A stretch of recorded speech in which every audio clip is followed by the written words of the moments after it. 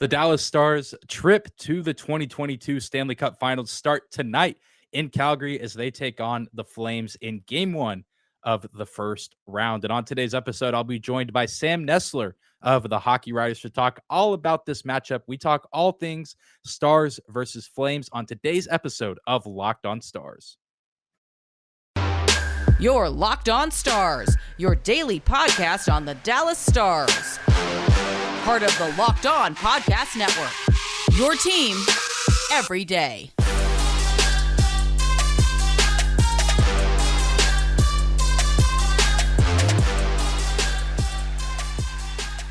Howdy, Stars fans. Welcome back to the Locked On Stars podcast, the only daily podcast covering the Dallas Stars, part of the Locked On Podcast Network, your team every day. I'm your host, Dane Lewis, your local expert on all things Dallas Stars hockey, credentialed member of the Dallas Stars media, coming to you on this Tuesday, May 3rd, Dallas Stars playoff game day. And on today's show, I'm joined by Sam Nestler of the Hockey Writers. We'll get to our conversation in just a second. But before we do that, I do want to say thank you for stopping by today's episode of Locked On Stars, for making us your first listen of the day. Remember, we are free and available no matter where you listen or how you listen, whether that's on YouTube where you can subscribe, or you can follow us on your favorite podcasting platform and leave a rating or review if you like what you hear. You can also find me on Twitter at Dane_Lewis and our show on Twitter as well at Locked On Stars. But without any further hesitation, let's get into today's episode, talking about Stars versus Flames with Sam Nestler. Welcome in, hockey fans. This is Dane Lewis, and I'm joined now by a very special guest. He's been on the show before.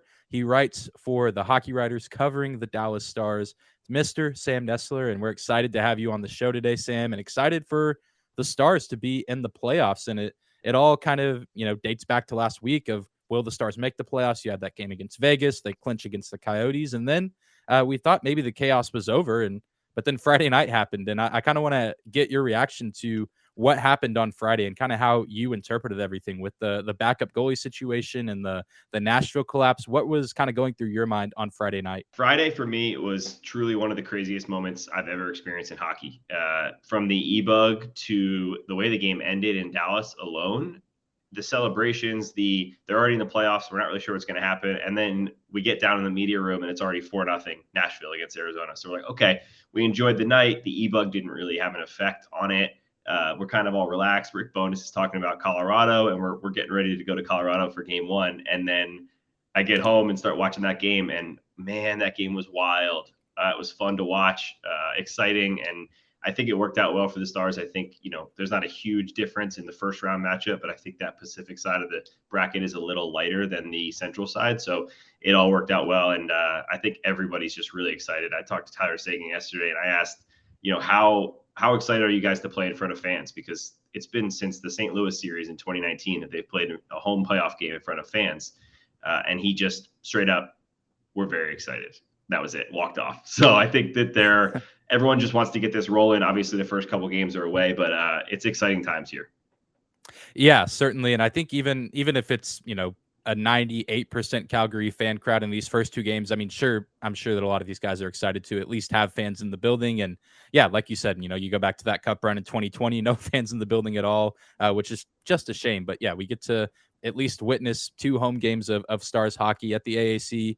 Sellout crowds. It's going to be absolutely insane. And yeah, the Arizona Coyotes causing a little bit of disruption. And I know I saw the clip of Tyler Seguin upset that he didn't get to see the Justin Bieber concert last night in Dallas because of them having to be in Calgary. So that's tough for him, but I'm sure, that he's glad to be in the postseason and glad to get things rolling. But kind of speaking of Tyler Seguin and a few other guys on this Stars team, you look at this roster and, I know I've been saying it all year, and I know a lot of other people have as well, that they have a lot of veteran leadership on this team. I know it's one of the older rosters in the NHL.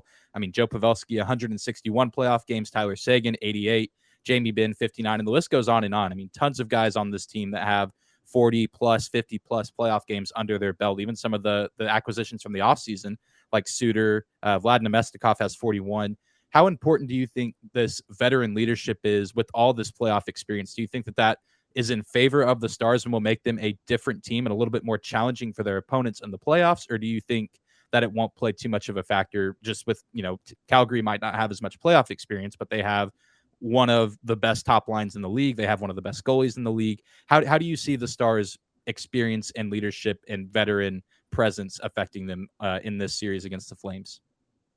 Yeah, it's a great question. I think it definitely will have an impact. I believe, I'm trying to think of if there's any more, but I believe the Stars also have 2 Stanley Cup champions technically on their roster with Holtby and Sagan. So I don't think there's any more. I might be wrong I there, think but that's right. Yeah. yeah, so they do have a couple guys that have literally been all the way and done the whole thing in the room. We don't know if we'll see Holtby actually play, but he's part of the team. He's around the team. And Sagan obviously did it way back when he was 19 years old or whatever. So they do have a lot of that. And I think that's, as much as I want to say that's a huge part, I think the reason it's a huge part is because the Stars are overmatched in so many other areas that is their big part. That is that they have, we've seen it come back in the past, whether it was 2020 or whether it was during this season, where that leadership clearly steps up and they flip the switch and change a game when it's not going their way. Unfortunately, we've also seen the other way where we want them to flip the switch and change the game, and it just never happens. So I think it'll be big. I don't know whether that's enough to swing a series, in my opinion, but it will be big in those moments where they need a goal, they need a save, they need to stop in the end of the game. That's where that leadership really steps up, and they have a plethora of it. Yeah, it's absolutely insane just how much experience they have. I mean, Faksa, Raffl, some guys I didn't mention earlier, Radulov actually has better numbers than I thought he might have in the playoffs, 49 points total in only 64 playoff games. Would really love to see an emergence of vintage Alexander Radulov in the postseason. I think that the Stars would really benefit from that, just the guy that he's been in the league and the guy he's been for this team for the past several years. I think that his teammates would enjoy it. I think the fans would really get a kick out of it if we can kind of see probably, this might be his last games with the Stars. I think his contract ends at the end of this season, and just with kind of the looming contract situations of some of the younger guys on the team, like Hintz and Robertson, don't know if we'll see Radulov come back for another season. So this could be kind of his last hurrah with this Stars group, and maybe his last go around as an NHL player, just with his age. I mean, only time will tell on that. But kind of moving to the goalie side of things, we talked a little bit about the skaters right there and all the playoff experience there. But then you look at the 2 healthy goalies that the Stars have right now, and Jake Ottinger and Scott Wedgwood. There's no playoff experience between either of those guys. How much of a concern is that just for you personally looking at this matchup? Yeah, if you had asked me that a month ago, I would have said it's a big worry. But Ottinger has done nothing but impress when the spotlight was on him in the last month of the season. I mean, he played very well against Vegas. He played very well in the final games of the year. And I think that him and Robertson were the big question marks on. They don't have playoff experience. They're super young. I mean, they're 22 and 23 years old. It's tough to say, but from what I've seen, I don't see Ottinger getting overwhelmed.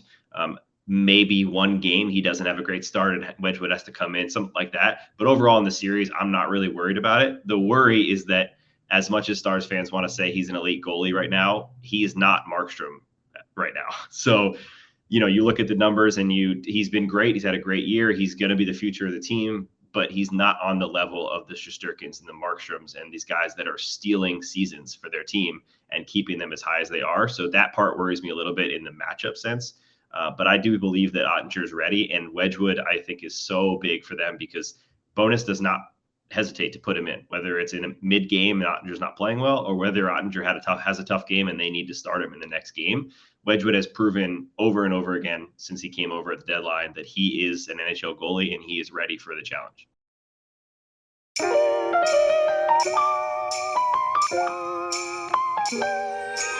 Today's episode of Locked On Stars is brought to you by Athletic Greens and their product, AG1. With one delicious scoop of AG1, you are absorbing 75 high-quality vitamins, minerals, whole food source superfoods, probiotics, and adaptogens to help you start your day right. This special blend of ingredients supports your gut health, your nervous system, your immune system, your energy, recovery, focus, and aging. It's lifestyle friendly, so whether you eat keto, paleo, vegan, dairy-free, or gluten-free, it contains less than 1 gram of sugar, no GMOs, no nasty chemicals, or artificial anything, while still tasting good. It supports better sleep quality and recovery, while also supporting mental clarity and alertness. It's the one thing with the best things. Athletic Greens uses the best of the best products based on the latest science with constant product iterations and third-party testing. It costs you less than $3 a day, too. You're investing in your health, and it's super cheaper than your cold brew habit. It's cheaper than getting all the different supplements yourself, and you are investing in an all-in-one nutritional insurance. To make it easy, Athletic Greens is going to give you a free 1-year supply of immune-supporting vitamin D and 5 free travel packs with your first purchase. All you have to do is visit athleticgreens.com/NHL Network. Again, that is athleticgreens.com/NHL Network to take ownership over your health and pick up the ultimate daily nutritional insurance.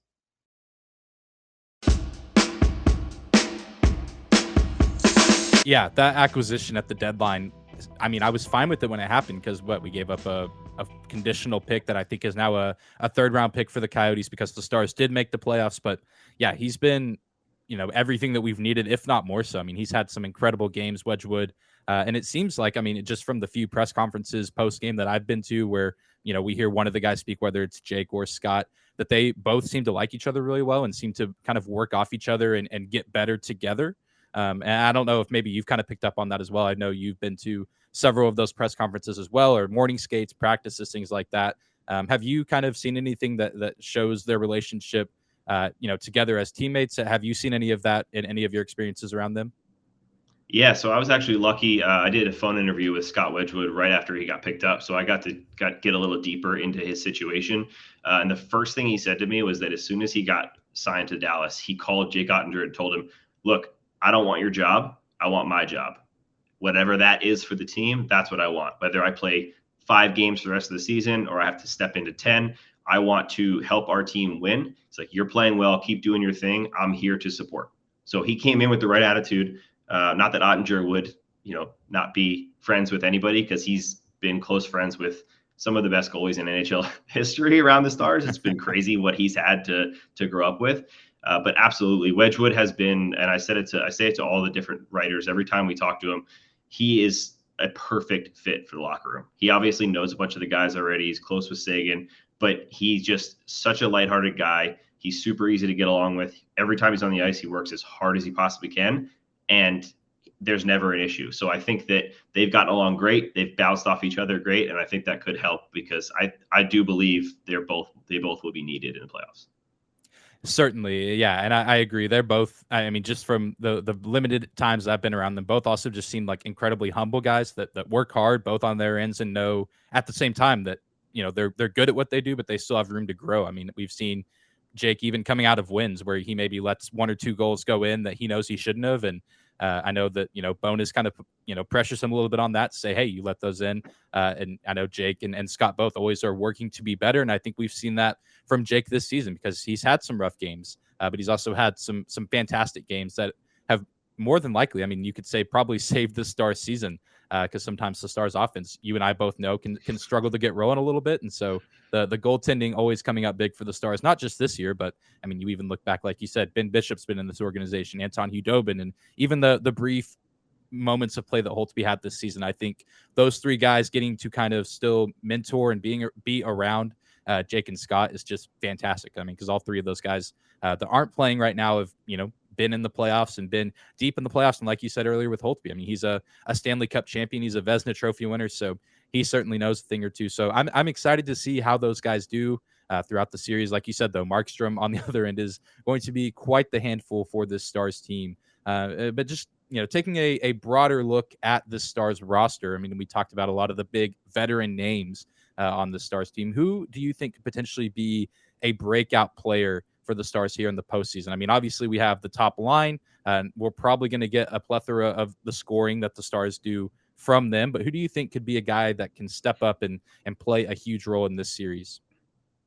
That's actually one thing that worries me, is that the top line has had a lot of trouble against Calgary. And I think it's because not only is their top line just as good, if not better, but they also have the depth. So Calgary has the option to put out their top line head to head, or put out their checking line head to head with the top line, especially when they're at home and they have the last change. It's going to be really tough for that top line to be elite. And I'm not saying they're not going to have an impact, but to be the 4 points in each game type of line, it's going to be hard for them. And that's where the really tough part comes in, because who comes up from there? Who else does something? And Seguin is great. Seguin's optimism, his season has slowly ticked up. He's looked much better coming off of those surgeries. So that's a little bit optimistic that he will be impactful.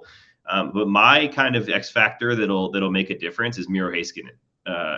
He had, I think it was 24 points in 27 games in the 2020 run. He was their best player, and he just took over the game. I mean, they do not get nearly that far without him. And there was obviously a lot of huge parts to that run, but without his performance and really his welcome party to the world, since most of the NHL didn't even know him, I think that he needs to do that again. And if he does, he's looked like he's ready to break out. He hasn't had the offense since that playoff run. He hasn't been as dominant. He's obviously still been a good defenseman and still one of their best players. But he's really looked, and the last game especially against Anaheim, he led the rush like every time he was on the ice. And I think he played somewhat like 29 minutes in that game.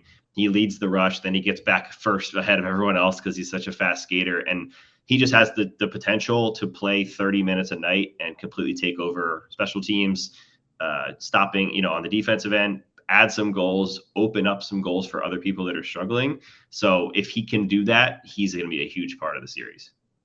Yeah, I think that's my X factor as well. And I was looking at the numbers earlier on Miro in that bubble playoff run because, yeah, he was fantastic. And I mean, there were other guys that contributed, on and off again, but Miura Hayskin was a rock in all four of those series. And like you said, his skating, even though the offense hasn't been there, he can skate with just about anybody in the league. And the way that he uses his stick to disrupt plays and the way he can use his body to disrupt plays as well without committing penalties is an undervalued part of his game, I think, just when you look at how the people perceive NHL players. I mean, always looking for, statistics and goals, assists, points. And hopefully Miro can get the offense going a little bit. I think, if it's not him, John Klingberg's season, similar to Sagan's, has kind of been on the upward trajectory ever since the trade deadline.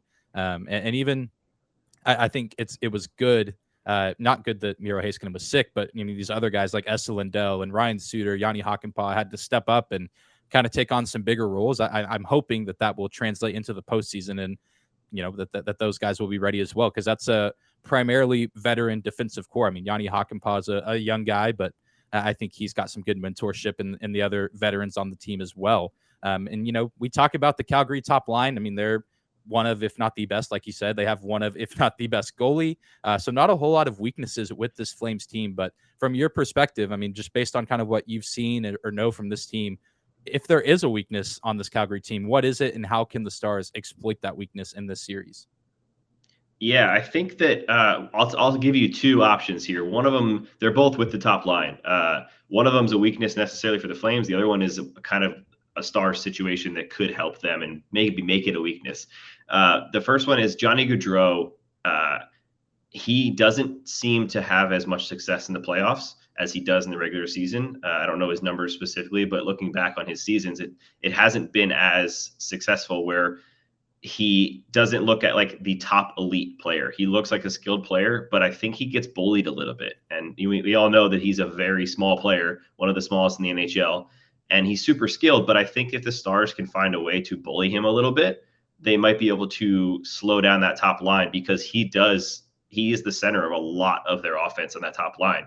Whether he's scoring the goal or not, he starts it with his speed and opens the door for, someone like Tkachuk doesn't score 40 goals without the playmaker, speedy guy that gets the puck to him in those good areas. It's like Pavelski. Same thing with Pavelski. He doesn't do what he does without Roope Hintz pushing off the defenders and getting the puck to those danger areas. So that's one thing I think they could take advantage of, maybe, is to bully him a little bit. And that's where I get kind of the question of who I would like to see up against the top line, because part of me wants to see Fox and Glendening and Raffle just grind it out and try to keep them in their own zone, just cycle the puck. But the other part of me really wants to see what Roope Hintz can do, because the Stars are very high on him as a defensive forward, and rightfully so. He has grown drastically into that role. The way he skates, he was able to turn his game with his speed into a two-way game, which was what Mike Modano did back in the day in order for the Stars to win their only cup. And Roope Hintz is kind of turning into that player where he can create tons of offense. We've seen what he can do with the puck. He's one of the fastest skaters in the NHL, but he also is able to keep up with those opponents because of his speed. And I think that if they are able to use him in that way, they might be able to also slow down that top line. So as much as that's not really a weakness, it is a possible way for them to slow that down a little bit. And then that kind of evens things out if they're able to neutralize that top line.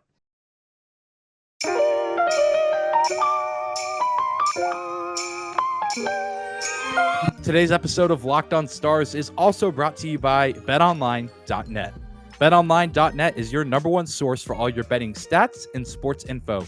Find all the latest sports developments, league reviews, and news, including this year's basketball playoffs and the start of Major League Baseball season. You can also bet on the Stanley Cup playoffs for tonight's game, Dallas versus Calgary. BetOnline has the Calgary Flames at minus 1.5 in tonight's game, and the money line has the Stars at 186, meaning if you bet $100 on the Stars winning, you would get $186 if the Stars are victorious in Game 1. BetOnline is your continued source for all your sports wagering information, from live betting to playoffs, esports, and more. Head to their website today or use your mobile device to learn more about the trends and action. BetOnline.net, where the game starts.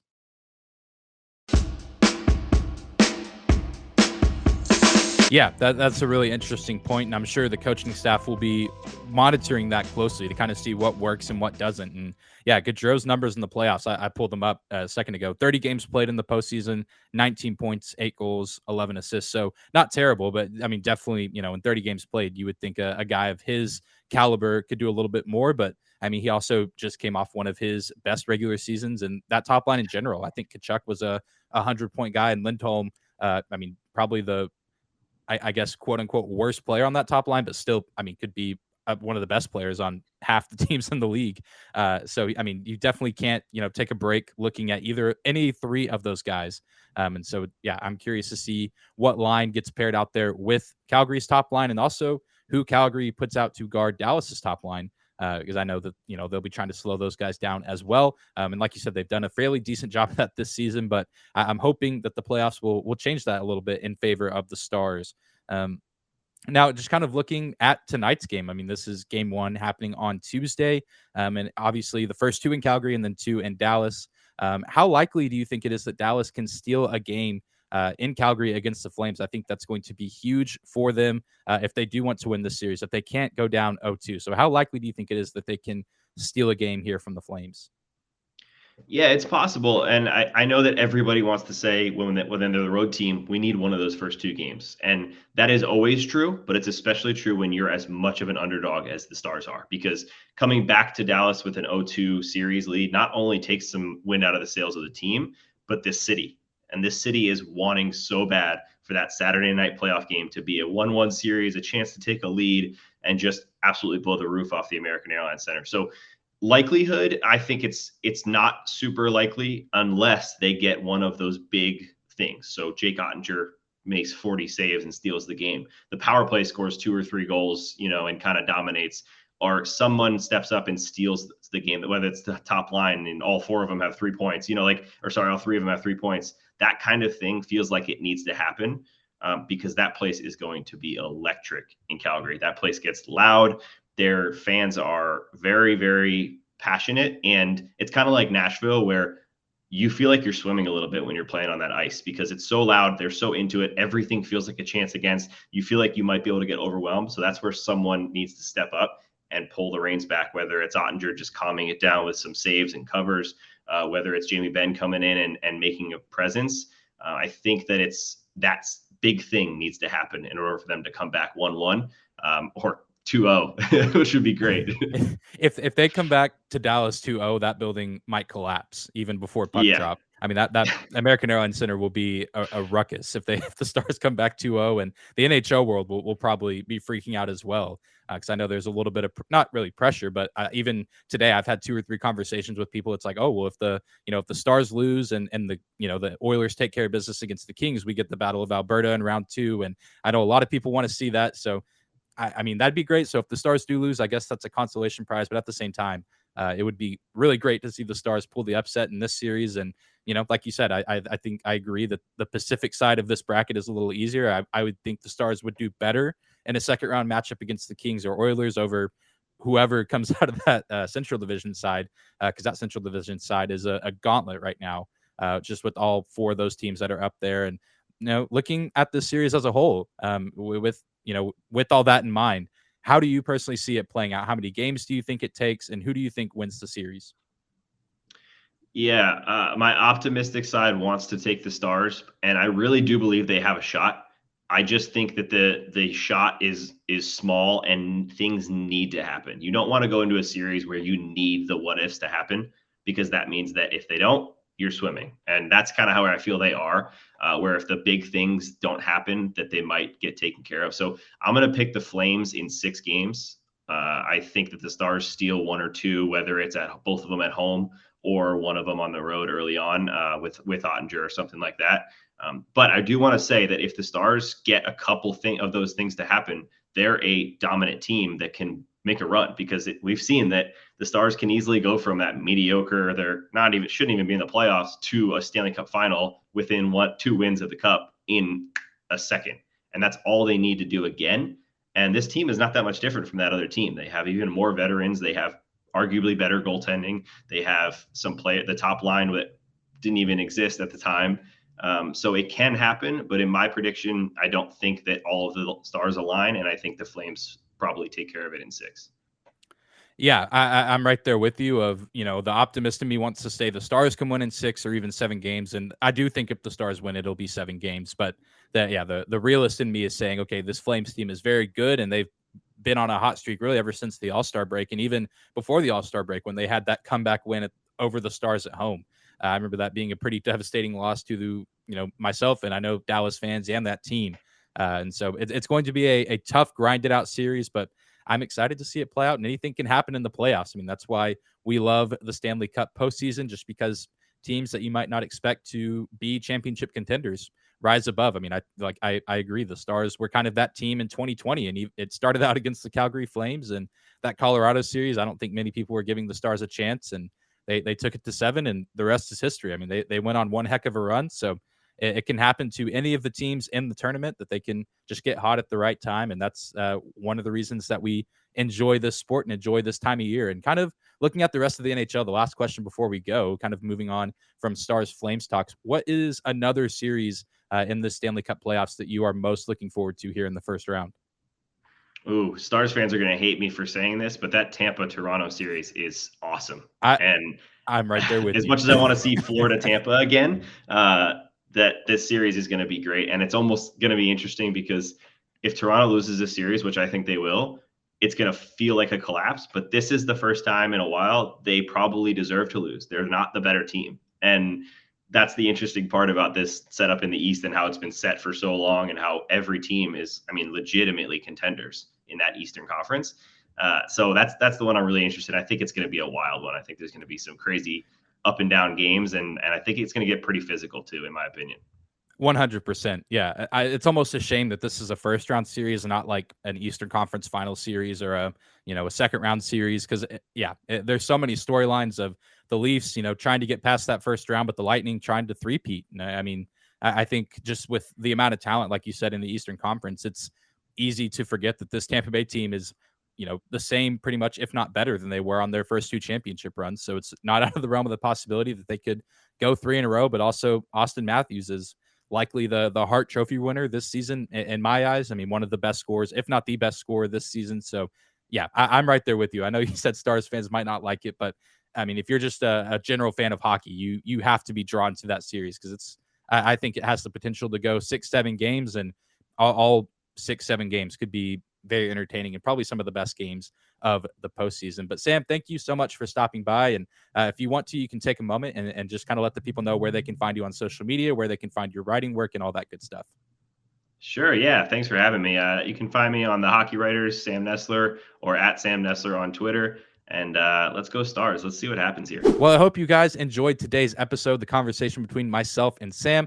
Really enjoy the work that Sam puts out, and I'm sure many of you guys read it as well.